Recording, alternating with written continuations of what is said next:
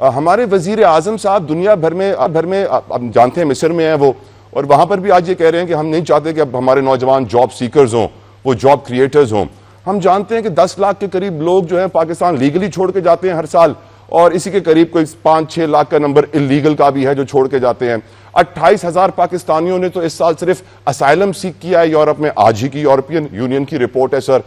اور اس ماحول میں جب آئی ٹی کی بندشیں، سوشل میڈیا کی بندشیں، ہماری وزیر مملکت کہتی ہیں پاکستان میں سب سے زیادہ freedom of speech, freedom of expression ہے، ہمارے وزیر اعظم کائرو میں آج کہتے ہیں کہ ہم آئی ٹی سیکٹر پہ کام کر رہے ہیں، آرٹیفیشل انٹیلیجنس پہ کام کر رہے ہیں، ہم انٹرپرینیورشپ سکلز کو پروموٹ کر رہے ہیں۔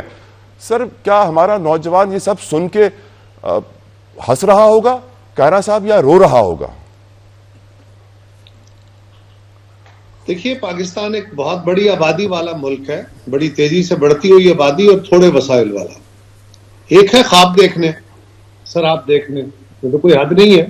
جتنے مرضی ہم بیٹھ کے اپنے طور پہ ایک نرگسیت کا شکار ہو کے بیٹھے رہیں، جو ہمیں سبق دیا جاتا ہے کہ ہمارے بڑے وسائل، ہمارا بڑا ملک، ہمارے بڑے قابل لوگ، ہم بڑے دلیر، اچھی بات سوچنا چاہیے، لیکن عملاً کیا ہے؟ عملاً یہ ہے کہ ایک بہت بڑی آبادی تو ہماری اسکولوں میں نہیں جا رہی۔ اس کا مطلب صرف گورنمنٹ کا فیلئر نہیں ہے، اس کا مطلب ریسورس کی کمی بھی ہے۔ اس کا مطلب صرف یہ نہیں ہے کہ ہمارے سب لوگوں کو ہیلتھ سیکٹر میں ہیلتھ فیسلٹیز اتنی ایڈیکویٹ نہیں مل رہی۔ اس کا مطلب یہ بھی ہے کہ ہمیں بہت سارا پیسہ ڈیفنس پہ خرچ کرنا پڑتا ہے، اور یہ ہماری آپشن نہیں ہے۔ اس کا مطلب یہ بھی ہے کہ ہمارے ہاں ہماری اکانومی ڈیجیٹائز نہیں ہے، اور بہت ساری حکومتوں کے درمیان بھی بہت سارے گروپس ایسے ہیں جو ٹیکس نیٹ میں پوری طرح نہیں آ رہے۔ ہم ایک بدقسمتی کے چکر میں پھنسے ہوئے ہیں۔ یہ ایک ایشو ہے۔ نوجوان کو ضرورت ہے بلا شبہ، اور صرف پاکستان سے نہیں، ہندوستان سے بھی ملینز آف جاب سیکرز ہر سال باہر جاتے ہیں۔ وہ بھی دنیا میں جا کے اپنی مارکیٹ میں اپنی جگہ تلاش کرتے ہیں۔ وہاں کے لوگ بھی انلیگل جاتے ہیں۔ یہ مثال نہیں ہے کہ وہاں جاتے ہیں تو ہمارے کیوں نہیں جائیں، یہ نہیں ہے مثال۔ لیکن دنیا میں جہاں پہ بیٹر اپرچونٹیز آف لائف ہوتی ہیں، فلائٹ اس طرف ہوتی ہے۔ پاکستان میں یقیناً بے شمار مسائل ہیں، بے روزگاری ہے، بہت بڑا مسئلہ ہے۔ ابھی آپ نے فرمایا کہ انٹرنیٹ ہمارا سلو ہے، بالکل ہے۔ ہمارے ہاں آزادیاں مکمل طور پہ نہیں ہے، بالکل اتنی آزادی نہیں ہے جتنی یورپ میں ہے۔ کچھ ہماری لمیٹیشن ادروائز بھی ہیں، کچھ ہم زیادہ خواب بھی دیکھنے شروع ہو گئے کہ ہم یورپ کی آزادیاں مانگتے ہیں۔ یورپ میں تو بہت ساری اخلاقی قدریں وہ ہیں، ہم بھی ویسے اخلاق باختہ ہو گئے ہیں، لیکن بہت ساری اخلاقی قدریں وہ ہیں جو ہمارے ہاں نہیں چل سکتی۔ وہاں کی جو سینز ہیں وہ شاید آپ اور میں اپنے معاشرے کے اندر الاؤ نہیں کرتے۔ یہ نہیں کہ صرف اسلامی معاشرہ ہو گیا ہے، مسلمان ہے، ادروائز بھی ایشین معاشرے میں ایسی رسوم کی اجازت نہیں دی جاتی۔ سو کئی قدریں موجود ہیں، لیکن یہ بات بہرحال ایک درست بات ہے کہ یہ حکومتوں کا کام ہوتا ہے، اور کوئی حکومت اگر کسی چیز پہ کام شروع کرتی ہے، وہ اے آئی ہو یا کوئی اور، ہم تو دنیا سے سیکھیں گے نا جی۔ ہم اپنی اے آئی کریٹ تو نہیں کر رہے، ہم کو علم پیدا تو نہیں کر رہے، اور ہم دنیا سے بہت پیچھے ہیں، اس میں بھی کوئی شک نہیں ہے۔ اور آپ اگری کرتے ہیں سر کہ وزیر اعظم جو ان تقریروں میں کہتے ہیں کہ ہم نے اتنا کچھ کر لیا، اسٹریٹجیز تیار کر لی، اے آئی کے اوپر، آئی ٹی سیکٹر کے اوپر کام کر لیا، کیا گراؤنڈ ریالٹی یہی بتاتی ہے سر، یا اس کے برعکس ہے آپ کی نظر میں؟ دیکھیے، اگر وزیر اعظم کہتے ہیں کہ ہم نے سارا کچھ ٹھیک کر لیا ہے تو بالکل آپ کے ساتھ ایگری کر جاتا ہوں۔ لیکن وزیر اعظم نے یہ بات کبھی نہیں کہی کہ ہم نے سب ٹھیک کر لیا۔ انہوں نے کہا ہمارا ٹارگٹ ہے، ہم کر رہے ہیں، یقیناً اس پہ کام ہو رہا ہے، یقیناً آپ کا آئی ٹی سیکٹر امپروو ہو رہا ہے۔ جتنی اس میں انویسٹمنٹ چاہیے آپ کے پاس نہیں ہے، فوری طور پہ آنی چاہیے، بالکل آنی چاہیے۔ آپ کو باہر سے اس کا لون مل جائے گا، شاید نہ مل رہا ہو، لیکن یہ بات بہرحال درست ہے کہ اس پہ سنجیدہ کام ہو رہا ہے۔ اور جو بھی، یہ بھی آپ کا تحفظ درست ہے کہ جو قوم بھی اس پہ ایڈیکویٹ ریسورسز نہیں لگائے گی، اس علم کو عام نہیں کرے گی، عام آدمی اس تک، ہماری یوتھ اگر جدید علوم نہیں سیکھے گی، تو پھر ہم 10 20 50 سال کی بات نہیں، شاید اگلے 5 سال میں دنیا کے ساتھ کمپیٹیبل نہیں ہوگی۔ بس سر، اب میں آپ کی بات سے کمپلیٹلی ایگری کرتا ہوں، لیکن میں حیران اس بات پہ ہوتا ہوں کہ سر وہ 25-30 لاکھ ایک ایجنٹ کو دے دیتے ہیں، اپنی موت کو گلے لگا لیتے ہیں، لیکن 25-30 لاکھ سے پاکستان میں کاروبار شروع نہیں کرنا چاہتے۔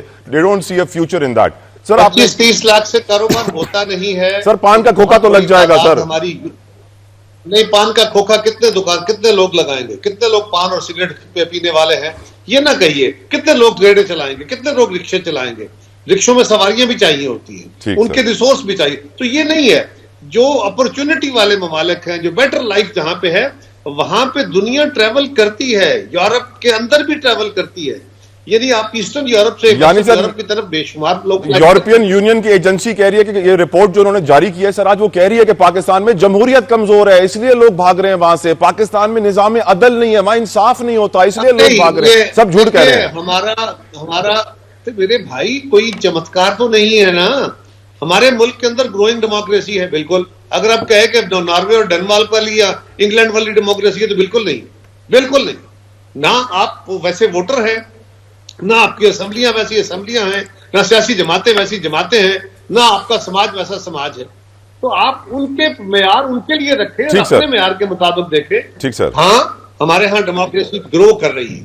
گرو کرنے کے عمل میں بہت سارے چیلنجز ہیں, بالکل یہ بات درست ہے. ہمارے ہاں جو ہمارے آئی ٹی سیکٹر ہے دنیا کے ہندوستان کے مقابلے میں بہت کمزور ہے, لیکن گرو ہو رہا ہے. ہمارے ہاں بہت ساری انویسٹمنٹ کی ضرورت ہے. اور یہ بات کہ لوگ باہر کیوں جاتے ہیں, میں تو عرض کر رہا ہوں کہ آپ دنیا بھر کا ڈیٹا دیکھیں. دنیا کے جو کمزور معیشتیں ہیں وہاں سے بہتر معیشتوں کی طرف ٹریول جو ہوتا ہے, فلائٹ جو ہوتی ہے, فلائٹ آف لیبر. یہ بتائیے سر, آج امریکی دفتر میں آپ کی بات کاٹ رہا ہوں. ہمارا مسئلہ کوئی اور سوال آ جائے گا. ہمارا مسئلہ یہ ہے, یہ ایک سنجیدہ ایشو ہے کہ ہم جو لوگ ہمارے باہر جا رہے ہیں, ہم انسکلڈ بندوں کو باہر بھیج رہے ہیں, یا وہ لوگ اپنے طور پہ جا رہے ہیں, وہ سکل سیکھ کے نہیں جا رہے ہیں. سب سے ضروری کام یہ ہے کہ یہ لوگ سکل سیکھیں. سکلڈ لیبر کی تعداد بھی بہت بڑی ہے سر, ڈاکٹرز بھی ہیں سر اس کے اندر. میرا سوال سر آپ سے اگلا پلیز میرے پاس وقت کم ہے سر. آج میں جو پڑھے لکھے لوگ جا رہے ہیں وہ ایک طرف ایک ایشو ہے, بلا شبہ ڈاکٹرز جا رہے ہیں, انجینئرز جا رہے ہیں. میں نے کہا نا کہ جہاں اپرچونٹیز زیادہ ہوں گی, بیٹر اپرچونٹیز کی طرف فلائٹ ہوتی رہے گی. لیکن ہمارے بہت بڑی تعداد میں, یعنی یہ تعداد تو 5% بھی نہیں ہوگی سر. میں بہت بڑی تعداد. اگلا سوال بھی سر نوجوانوں کا ہی ہے, اگلا سوال بھی نوجوانوں کا ہے. نوجوان یہ سوچ رہا ہے کہ سر آج امریکی دفتر خارجہ کے ترجمان سے بھی سوال پوچھا گیا کہ پاکستان میں وزیر اور اپنے مشیر اور پنجاب کی کابینہ نے اور اپنے اسپیکر نے اور پورے اسمبلی نے 900% تنخواہیں بڑھا لی ہیں, اور وہی پاکستان آ کے آپ لوگوں سے امداد مانگتا ہے, پیسے مانگتا ہے. ابھی آپ نے بولا کہ وسائل کی کمی ہے, تھوڑا وقت پہلے ہی عدلیہ کے پیسے بڑھائے گئے تھے.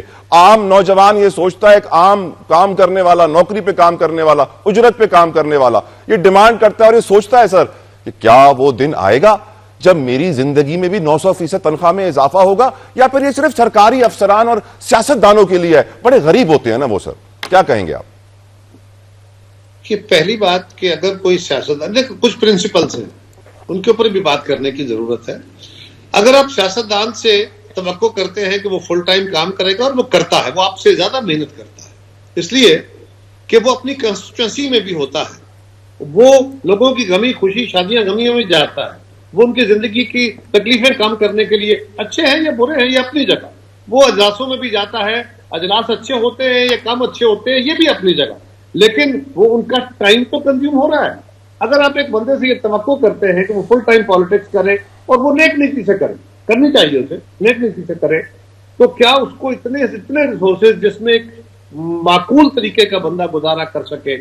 آپ کا ایک منتخب نمائندہ ہے, وہ قومی اسمبلی یا صوبائی اسمبلی کا نمائندہ ہے, کیا اس کو آپ کے گریڈ 20 کے افسر کے برابر تنخواہ ملنی چاہیے کہ نہیں ملنی؟ عوام نے پیسے اس لیے نہیں دیے کہ سر کہ وہ پاور میں آ کے پیسہ کمائے, اس کا کام یہ ہے کہ عوام کی خدمت کرے. میں یہ نہیں پوچھ رہا آپ سے, میں آپ سے یہ پوچھ رہا ہوں کہ اس کی تنخواہ ہوگی کہ نہیں. آپ نے تنخواہ لگائی ہے نا, اس کی تنخواہ کتنی ہونی چاہیے؟